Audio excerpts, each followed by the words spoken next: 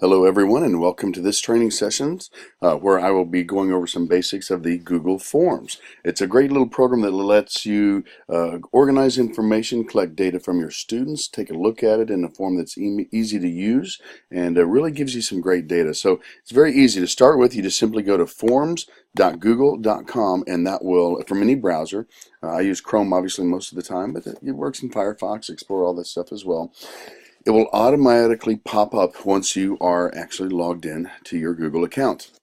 So across the top are where you get your basic information. You can do a blank form where you design one completely from scratch. That's typically where I go because I like to have a little more control and it to work exactly the way I want it to. But there's nothing wrong with the other forms they have. They have a blank quiz assessment, a course evaluation, exit tickets, some more formal assessments, anything that you want to use. Now what I'm going to do for just a moment is kind of show you how I use some of the data and how I actually use this program. For example, I gave a First Amendment pretest in my journalism class, and this again was just a pretest. When you click on the forms that you've already created, it'll bring that up to you. It'll show you the questions that you have where you can edit them, you can make changes. I had it where this form is automatically collecting the email addresses. I find sometimes that's redundant. I don't necessarily need that, but it does restrict it to where you can only be a Hollister School District user, but you can change that by here. You know, you don't need that. Totally, but I did restrict this one to Hollister School District users.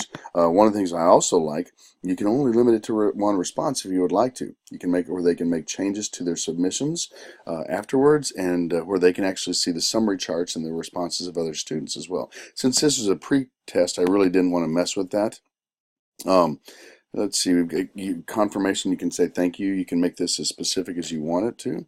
With quizzes, you can make it a quiz and it'll assign point values. I did not do this, but if you were to do that option, all right, you can say, hey, as soon as they get that done and you've typed in the answer key, they would get their grade on there. They can see which questions they missed, correct answers, and what the values of each point, each question was. I did not do that with this, and I'm not going to change that at this point. But the thing I like about it, once you click on your responses after you've got them, here it showed me all of the emails it had collected. Again, I didn't really need that information, so I usually don't do that anymore.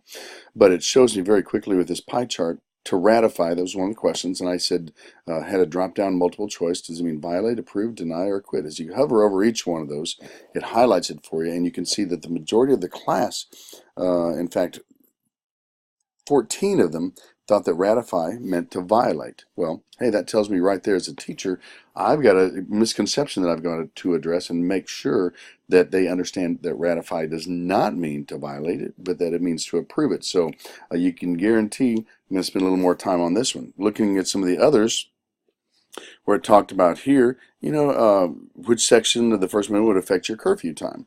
And right there they said 20% of them said that, or 20 of them, 83% said that it would be the freedom to peaceably assemble.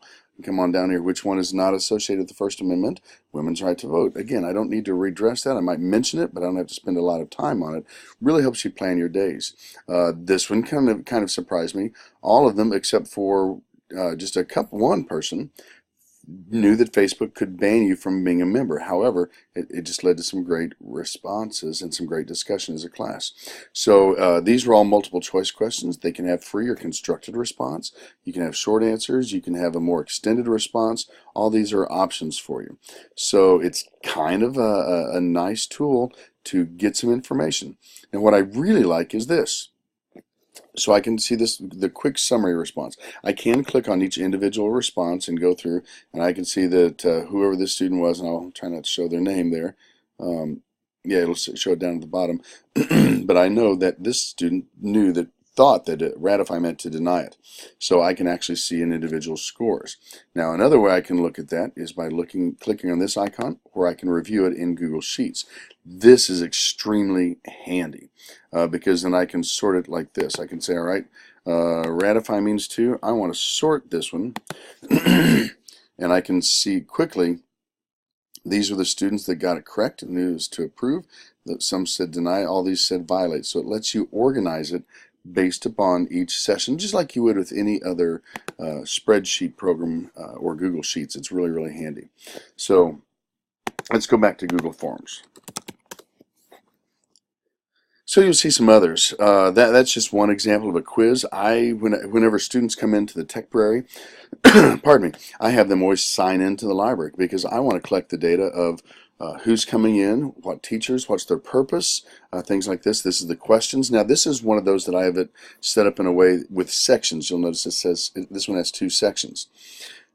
This is the case where here, if I click on the purpose of the visit, notice it'll tell me right here, is it required, but here's what other.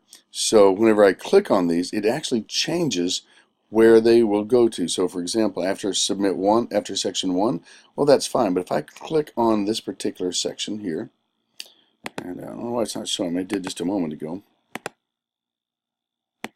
because this is one that it says based upon the response here, it should do it right there, other.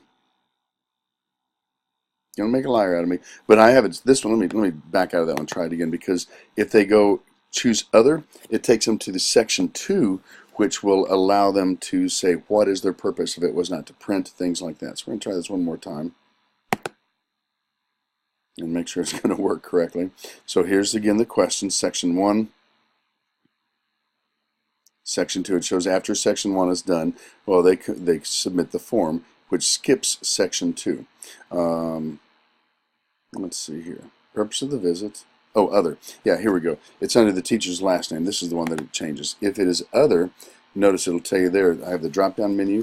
If it's all of these, they choose one of these teachers, it goes to the next section. If it's an other teacher, then it goes to section 2, and it says what's your teacher's name and what's the other reason for your visit. So I just identified a mistake there that I want to make, where if it's other, it can go to a different section as well. So that's kind of a nice, I'll reorganize that as well. But what I really like out of this is my responses. I can see here the majority of them come to get a book or makerspace. Those are the top 2 hits that I get. Then to use the computers or the printers, things like that, those come in 2nd and 3rd place, or 3rd and 4th place. Shows me the names, how many times they've been in there, so you can see who's in there a lot. One of the things I'm going to be adding to it this year is what day of the week, because when I click on the responses, it does automatically timestamp and date the response. I'm going to add one that shows me which day of the week is it, Monday, Tuesday, Wednesday, Thursday, because I can sort it this way. However, I want it to see very quickly, all right, what's my heaviest day of the week? Are Wednesdays bigger than Fridays or Mondays? That's some data that I would find valuable and can have things better prepared for the students so their visit is more efficient. So let's go do a new form, shall we? So I'll go back to Google Forms, and it's really quite easy. Again, you can use these pre-made tickets just for today's purposes. I'm going to start a new form. And you'll see it's kind of neat. You just type in your question. This is your title of your form. Welcome to Google Form Training. All right, and I can say, please fill this out. Whatever you want to say to your students there. Now, when I'm typing the question, what is your first name?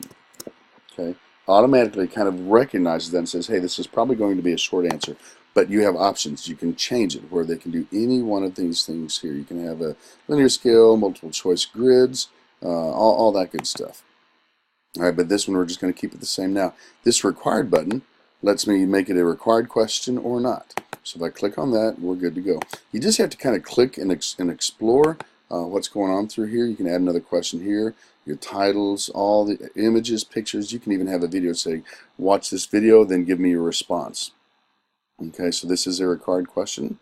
I'm going to click on, what is your last name? Okay, automatically, again, it says required question. Okay, so et cetera, et cetera, et cetera. There are options down here that just give you the different choices. You can add sections that they based upon their answer. Let's see here. What? Let's see. Is your favorite food? No, let's go fun. What's your favorite dessert? And I'm going to give them choices. I'm going to say cake, pie, cookies. Okay, and then that's all I'm going to do, and just right there. If I change the multiple choices here, again, it gives you more choices for you. You can have them. I can be a checkbox, so they just check it. Totally up to you. After section 1, you continue the next section, and here's our next section.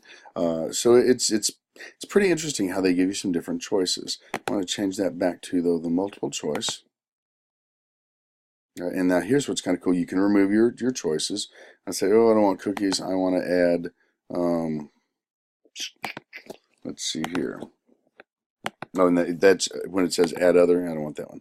That just basically says what if it's not cake or pie, what would it be? Hit enter there. Let's go cake, pie, or ice cream. Okay, and I'm going to go ahead and add an other option so that way they would have a choice. So now this is where I can say go to a section based upon answer. So it does require a little pre-thought. So for example, I'm going to say if other, I want to, and I need to set this up correct. So I've got to add another section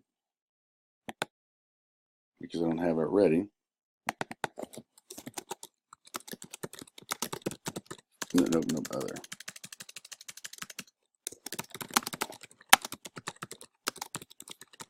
What is your favorite dessert? And I'm going to actually add one more section because with ice cream, let's say what's your favorite ice cream?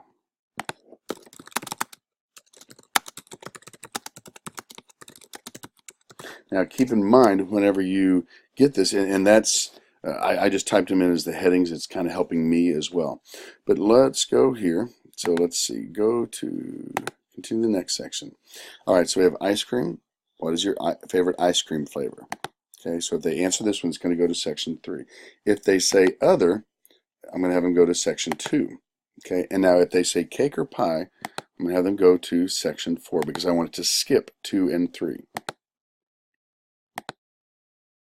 Okay, so what is your favorite dessert? I have to have a question in here to add question.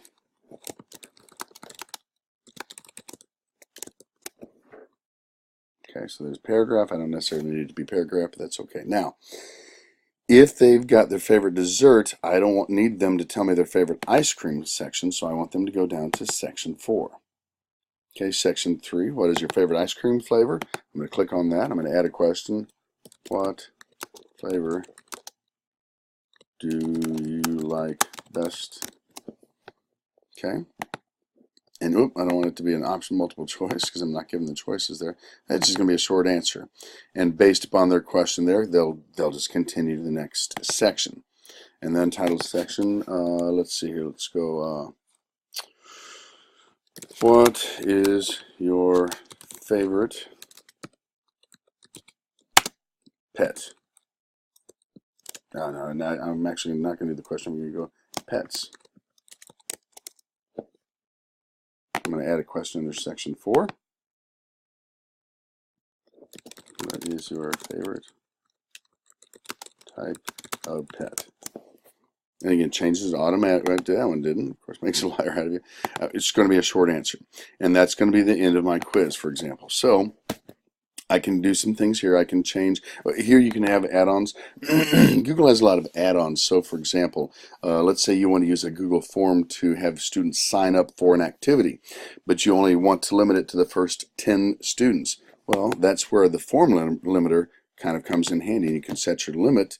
And I'm going to ask it to continue here, and I could limit it to the first 10 that would do that. Now, I'm actually not going to do that because this is something I would want everybody to answer. But let's say I want to change how it looks. You can choose your colors, pretty basic. The headers, you can use your own header, you can upload pictures, or they've got a pretty good sample here online that you can just use for school. So we'll use something here. It's kind of cool looking and then handy. I hit select, and you'll notice it just changes the form.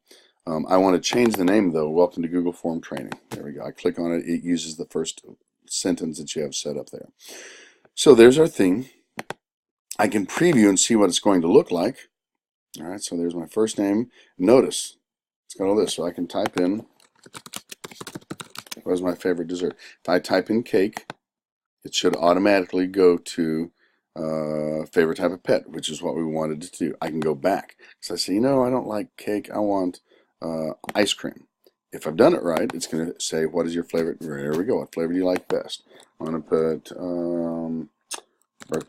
cookies and cream. And hit next, and it should take me there to the type of pet. Let's go back because I don't want that answer. I'm going to change that. And I want to see here to other. And then I'm going to say, makes me type something in. I want to put cake pie cookies. Please list it here. So I could say chocolate chip or whatever. Oh, I would never put oatmeal. Nope. So chocolate chip cookie right there. Hit next. There you go. Take your favorite type of pet. Say dog, and then hit submit. Now this is the generic form where it says your response has been recorded. You can have them submit another response. That's all on how you want to set it up. And you can do that here under your options. And notice it shows one response.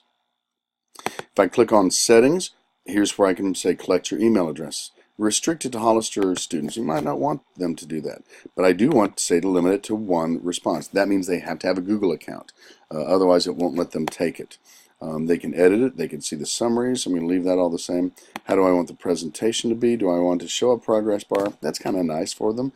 You may want to shuffle the question orders, except it does kind of make, if you're thinking linearly and you want them to follow a certain progression, that may or may not work real well for you. But if it's a simple assessment that you kind of don't want kids to be able to look at each other's or know where they are, well, you can change it right there. Confirmation, the confirmation message, this is what it tells them after they submit the test. And you can say, thank you for participating. I hope you have an amazing year.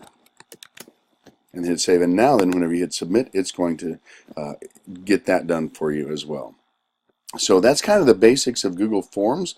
There are some great also training videos out there on the web as well that will kind of walk you through what I've done here as well. But I think you'll be able to use this. Your goal, design something that you can use in your classroom. And the cool thing is, once you've got it done, I'll show you the last step is how to go about sharing your form. So when you hit send, okay, you'll see anytime you see these little buttons, things like that, it lets you make a copy, pre-fill links, add collaborators. You can have teachers add stuff to this as you do it. Lots of options for you. But right now I'm going to click on, whoop, didn't want that one. I'm going to click on the send because it gives you options on how you can actually send it. Do you want to send it via email? And you can send it all right here. You can give them a message. You can use a link. So if I want to copy this link, or what I like to shorten URL, I can copy the link and send the link out, or I can put that link on a web page. You can even, if you're a little more sophisticated with this, you can embed your code right directly onto your web page. So, and you can adjust the width and the height, and that form will be actually embedded onto your HTML web page. So lots of ways for you to get this out there, and you can see you can share your form via Google, Facebook, Twitter, all that good stuff. So Google really has upgraded and done some nice things with forms. If you have any questions, feel free to contact me. I'm at the middle school, and I will be glad to help you. I hope this helps you, and you have a fantastic school year.